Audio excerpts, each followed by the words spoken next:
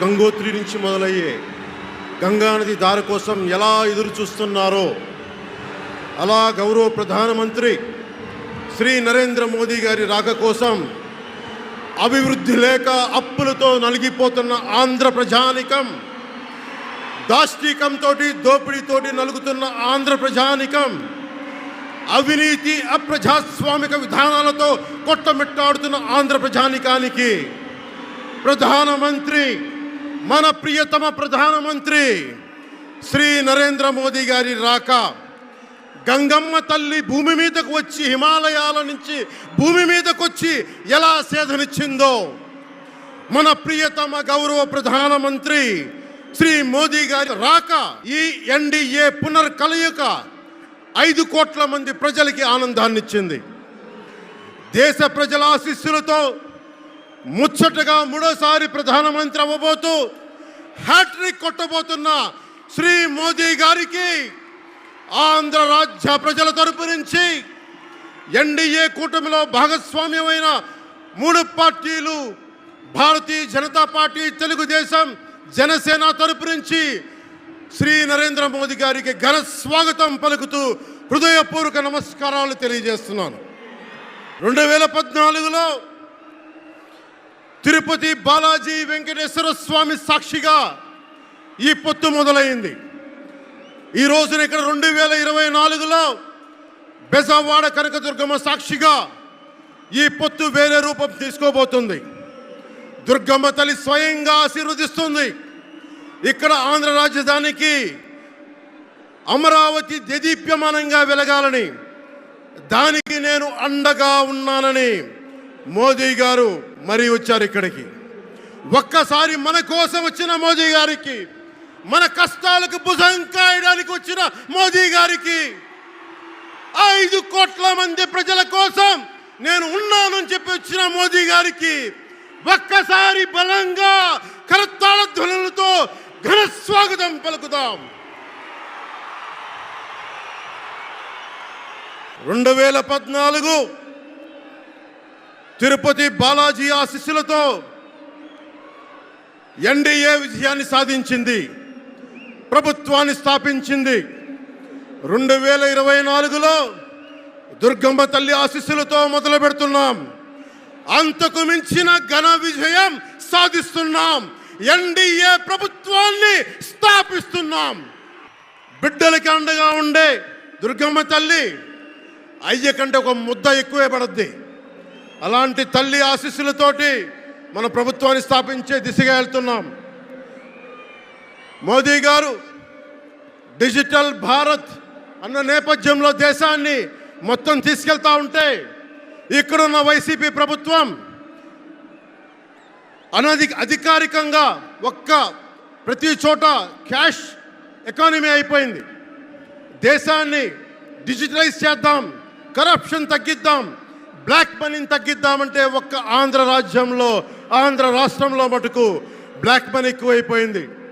ఉదాహరణకి సారా తీసుకుంటే, ఏరక్ వ్యాపారమే తీసుకుంటే, సంపూర్ణ మద్యపాన నిషేధం అని చెప్పి వచ్చిన వ్యక్తి ఈ రోజున మద్యాన్ని సారా ముఖ్యమంత్రి కాదు, అతను ఒక సారా వ్యాపారి. అతను ఈ రోజున 1,13,580 కోట్ల రూపాయలు 5 సంవత్సరాల్లో అఫీషియల్గా అన్అఫీషియల్గా సేల్స్ అది పెట్టారు.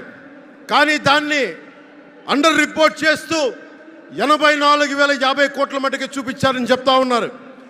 ఈ రోజున కేంద్ర ప్రభుత్వానికి కానీ భారతదేశపు ఎక్స్చెక్కర్కి కానీ 10,000 కోట్ల రూపాయల జిఎస్టీ ఎవేషన్ జరిగింది. అలాగే ఇసుక దోపిడీ, జేపీ వెంచర్స్ పేరు మీద ఆ బినామీలు ఎవరో తెలుసు, ఆ 5 మంది. पवन जरा पुलिस के लोग उनको नीचे उतारिए उनको। बिजली के तार हैं, आप क्या कर रहे हैं वहां? Please come down.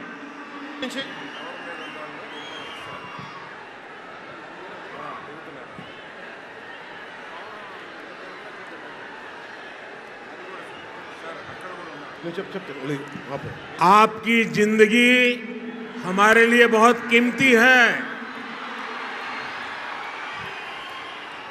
प्लीज नीचे आइए आप।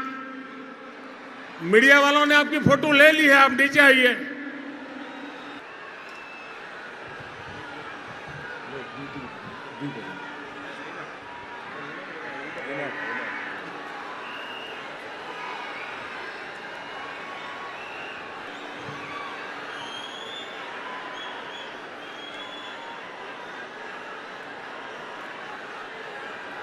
यहाँ जो पुलिस के लोग होंगे इन सभी टावर पे जरा केयर करें।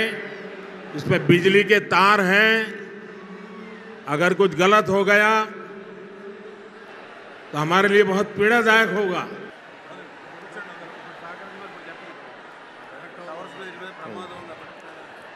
దయచేసి అందరూ ఆ ఎలక్ట్రికల్ లైట్స్ అన్నీ ఉన్నాయి, ఎలక్ట్రికల్ కనెక్షన్స్ ఉన్నాయి. దయచేసి మీ ప్రాణాల మీద ప్రధానమంత్రి గారు ఎప్పుడు ప్రోటోకాల్ బ్రేక్ చేసి మరి మీకోసం వచ్చారు. దయచేసి వాటి మీదకి ఎక్కకండి. సభ సజావుగా జరగాలి, మీరు క్షేమంగా ఇంటికి వెళ్ళాలని ప్రధానమంత్రి మోదీ గారు కోరుకుంటూ మరి సభ కంటే ముందు వచ్చారు.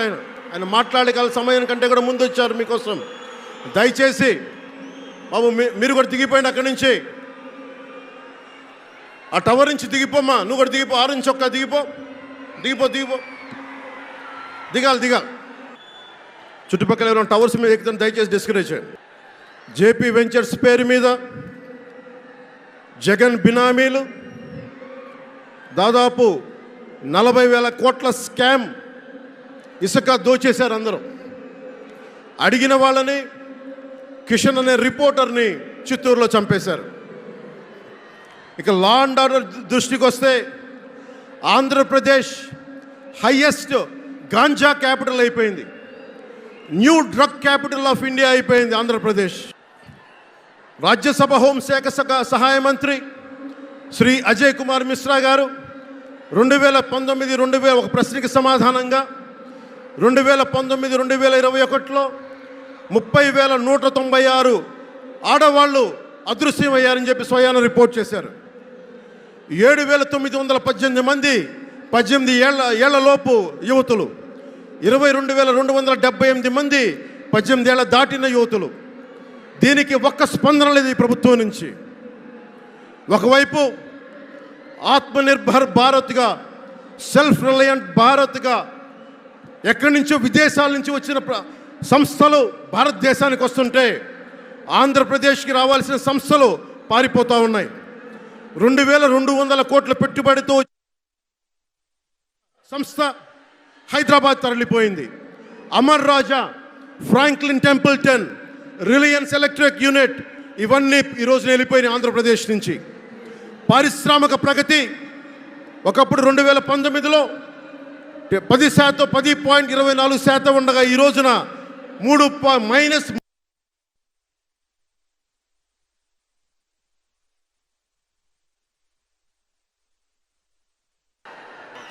దయచేసి మీరు అందరూ మైక్ సెట్ మీద పడకుండా దూరంగా వెళ్ళండి. అందరూ దయచేసి మీ ఉత్సాహం రాష్ట్రం వైపు చూపించండి, దేశం వైపు చూపించండి. మైక్ సెట్ మీద పడితే మనకి మాట్లాడటానికి ప్రధానమంత్రి గారు విలువైన మెసేజ్ ఇస్తారు. దానికోసం మైక్ మీద పడకుండా, కన్సోల్ మీద పడకుండా దయచేసి అందరూ అక్కడున్న యువకులు అందరూ దయచేసి ఒత్తిడి చేయకుండా వెనక్కి వెళ్ళండి. ఆంధ్రప్రదేశ్ నెగిటివ్ గ్రోత్ పోతా ఉంది. మా మీద తెలుసు వైజాగ్లో ఇన్సిడెంట్లు కానీ ప్రతిపక్ష నాయకుల మీద ఎలాంటి దాడులు చేశారో. బీజేపీ కార్యకర్తల్ని పొట్టల్లో కత్తులు గుచ్చి పేగులు బయటికి తీశారు వైసీపీ నాయకులు.